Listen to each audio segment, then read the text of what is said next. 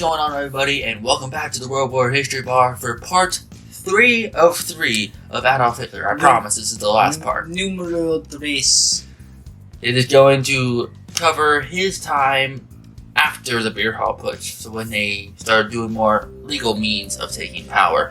If you missed our part 1 and 2 of Adolf Hitler, we have it linked in the description in a playlist that covers all of the Axis leaders' rises to power and their childhoods. After this video, we'll be doing Hiteki Tojo, so you'll be able to see that later on. And if you want to follow our Instagram, our socials will be all down below. Don't forget to like, subscribe, turn on post notifications so you don't forget about any videos. And with that said, let's get into Hitler Part 3.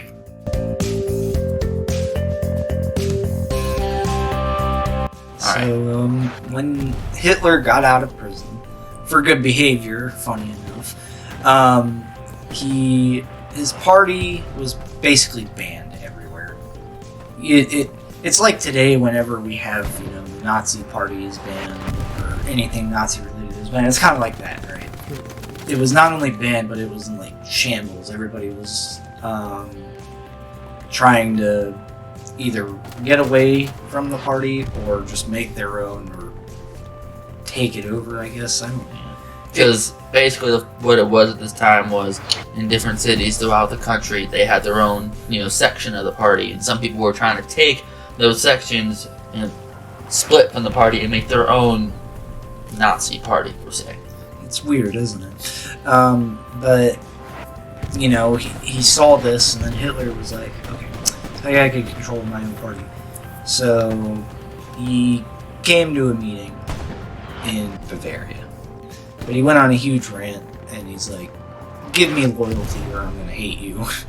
So he demands loyalty. Speech works, it's a success, and he stopped all that chaos that was going on within his party. So he visited the Prime Minister of Bavaria, convinced him to lift the ban. As long as there's good behavior, it's alright, it's legal. So on February 27th, the Nazis held their first public meeting since the beer hall putsch. And he reclaimed his position as the leader of the party, patched up some of the feuds, told them, calm down, everybody's all nice here, basically. Attracted about 4,000 people to this meeting. They were all cheering, they were happy about it, isn't that funny? But he got carried away out during those 2 hours he was ranting, and he talked about stuff that he promised to never speak about again. Like his anti-Semitic beliefs and his rants against the government, stuff like that. He got a 2-year speech ban by the government of Bavaria. So instead of being discouraged, he reorganized his party. He created the Hitler Youth. Don't know what that stands for. What that German pronunciation is. Hitler Jugend. For boys ages 10 to 18. Already beginning this. What is it? The Deutsches Jungvolk? Yeah. There we go. Deutsches Jungvolk for boys 10 to 15. Is that just a younger Hitler Youth? Basically. That's I believe so. And then the... Bund Deutscher Modell. Oh, okay, so that's for girls. Okay. Yeah. And the Frauenschaft for women. He would also reorganize the SA, the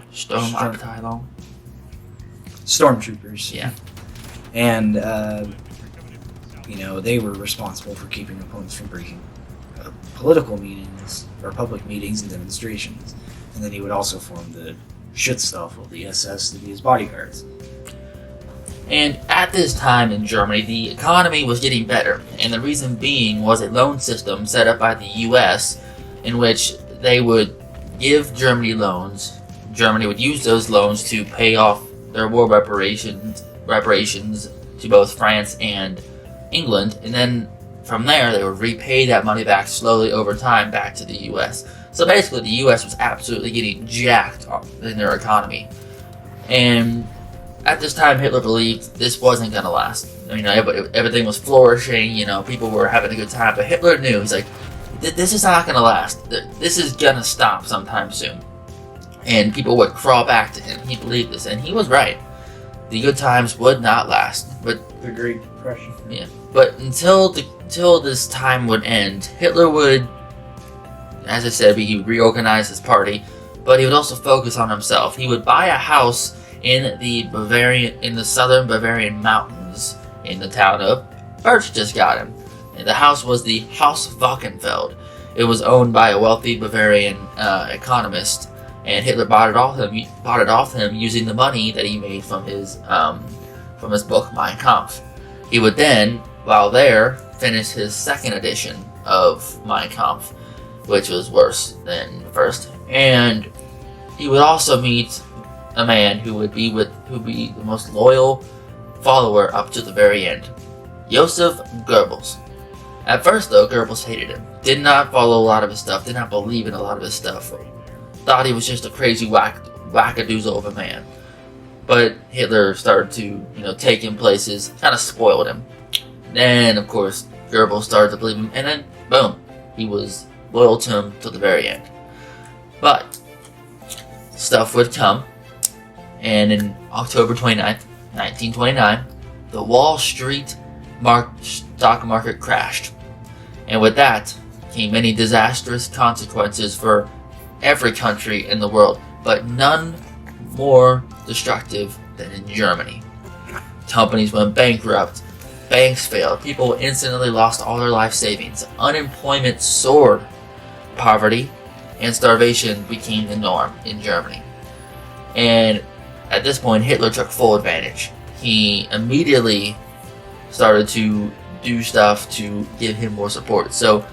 But since the Beer Putsch failed, Hitler realized that the tactics he had been using originally, which was, try to take it unlawful, try to take power unlawfully, he realized that's not going to work. So with this new legal Adolf, as people called him, or Adolf Legalite was a funny nickname they gave him, he started to use tactics such as talking to people and saying that he can get them what they wanted. He would, tell people what they wanted to hear. He would say, I'll stabilize the government, I'll bring us back to power, we're going to be better than we were in prior years. And this was very popular amongst the main people in the country. So, in 1929, Hitler and the Nazis began running for office. And using these new tactics, they did start to gain a little steam. And one that was very impactful was the way they campaigned. Goebbels got Hitler a plane, and they flew around the country from place to place, delivering dozens of speeches each day. And it was a very big, very good, very positive thing. But another part that was really different for Hitler and was revolutionary in the sense of speaking was just the way he spoke. When you look at a person like Paul von Hindenburg and the way he was speaking, and that's pretty much the way many people were speaking, he would stand there on the stage, or at the beginning, he would walk up from backstage onto the podium, stand there with his paper, and he would just read it, look up, make eye contact, keep a very monotone speaking voice. He wouldn't get, any energy. He'd just be talking. He would just be talking, but that was just the normal at the time. But the way Adolf Hitler did it was so much different. For one, when he walked into the place, he walked in through the crowd, so people could see him. He walked up onto the podium, and he would stand there in silence for 15 minutes, and he would start building the tension. He wouldn't talk. He'd just stand there and look around at people, and the tension would get really built up, and then finally he would start. He would start low, calm, very monotone. But over time, as he was going, it would build. He would start to, pump his fist, do all kinds of movements. The louder he'd speak. To the point where he was essentially yelling. There was so much energy, so much charisma, and he was so emotionally charged, and it really emotionally charged the crowd. And it was such a powerful speech way. It was a completely revolutionary way of speaking, and it caught on quickly, and he became very famous and very, very followed because of this. So, on election day, September 14th, 1930, we're in the 30s now, the Nazis, in the total ballot, received 6 million votes. Over almost 6,400,000 votes. Jesus Christ. And that's about 18% of the German population at that point. And then 107 seats in the German Reichstag. So they were guaranteed 107 seats. They went from the smallest party to the second largest party in the country. And while it was a success, pardon my terrible grammar, it wasn't the majority. 30 and 31, 1931, were successful for him. He was the leader of the second largest party, the Nazi Party, and he was a best-selling author with Mein Kampf, 50,000 copies sold. And they also had a new headquarters in Munich, called the Brown House. Any German historian should know what the Brown House is. In 1932, President Hindenburg ran for president again, and he was 85 at this point. Hitler wasn't really happy about that. And neither was Hindenburg. He actually reluctantly ran. He didn't want to run for another term, but his current chancellor convinced him to do it because they were trying to keep Hitler and any other radicals from taking power. It's weird. But Hitler ran against them, did not win. And in the election held on March 13th in 1932, he got 11 million votes. 30% of the total votes, which is insane. Hindenburg got 18 million votes, which is 49% of the total. He didn't get the absolute majority, though, and runoffs happened. Nazis crisscrossed Germany in a plane, as we discussed earlier. And also, they also used radios for the first time so that people could hear his speeches if they couldn't make it to these speeches. But it wasn't really successful, though. He got 13 million, just about 14 million votes. And then Hindenburg got about 19, almost 20 million votes. And Hindenburg won the majority and the presidency, and Hitler was offered the vice chancellor spot, but he declined for whatever reason. I will never understand. Because he didn't want the vice chancellor position. It was basically a position that had no power. He wanted the chancellery position because that gave him power. But after this election, the government was in disarray. They were constantly doing elections to get new people into the Reichstag, and there was a battle between Kurt von Schleicher and Franz von Papen for power over the cabinet and who can get to select people. And finally, they constantly were doing new elections to get new people in. They were trying to get as little amount of Nazi people into the party, into this cabinet as possible, but they couldn't. And finally, after many attempts to put Hitler in power, Papen convinced Hindenburg finally to appoint himself and Hitler in a joint government. At this time, Hindenburg was worn down. He was in his 90s. Hitler had been constantly going to him and asking him, "Please, can I please be put in as chancellor?" But he would never give him the opportunity. He would always, shut him down. But finally, he said yes to Papen's joint government proposal. And on January 30th, 1933, Hindenburg appointed Hitler the Chancellor of Germany. Now, there was a lot more crazy stuff in there that we didn't talk about, but that is way too much, so we're just going to go with kind of broader statement here. So, and now, not long after Hitler had become Chancellor, the Reichstag building was burnt down, and a Dutch communist was found nearby, and he was charged for this fire. Hitler would then immediately demand an emergency decree that would ban all opposing parties, including communists. And Hindenburg at this time was basically saying yes to whatever Hitler was saying. He was so worn down, so just did not want to deal with anything. So he just boom, yep. And Hitler would then propose this to the cabinet, and they would get an almost unanimous agreement along with Hindenburg. This was one step Hitler took to ensure that no one could oust him from power, and he would do a lot more things in there to confirm his spot as chancellor. But now he just had to wait. He didn't want to take too much power, because he didn't want to show Hindenburg that he was really trying to take over power. So, I mean, you could see any videos or any pictures, you have Paul von Hindenburg in the front, the main event. Hitler would trail back behind him a bunch to really kind of show that he was not trying to get in front of him and be the one that everybody knows. He was trying to let him stay in power, get back a little bit, give him the space so that he would still be trusted. And finally, on August 2nd, 1934, Paul von Hindenburg would pass away.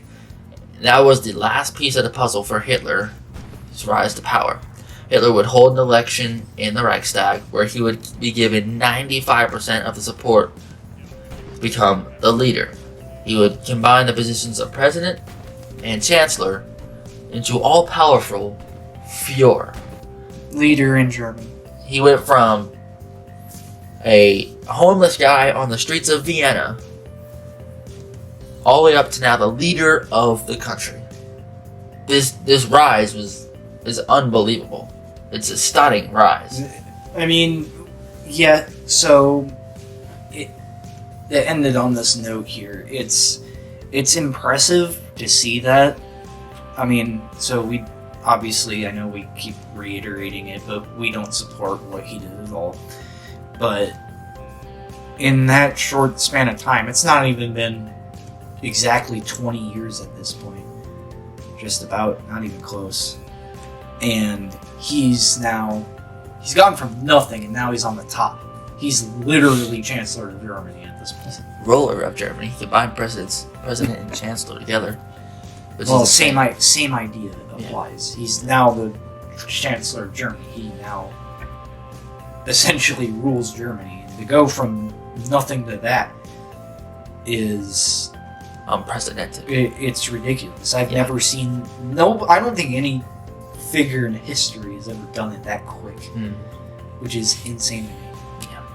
Alright guys, that is going to do it for part 3 of Adolf Hitler. We have finally finished his childhood and rise to power. It was a lot, but we're finally done. It was very, very hard to do. If you did enjoy, definitely drop a like, subscribe, turn on post notifications so you don't miss any of our upcoming videos. Our next one's probably going to be Hideki Dojo, this guy's area of expertise. Pacific Campaign, baby! So get ready to hear his annoying voice more than mine. Oh, shut up. Alright guys, that is going to do it. Don't forget, follow our socials down below as well. And with that said, we will see you guys back here at the World War History Bar next time. Peace!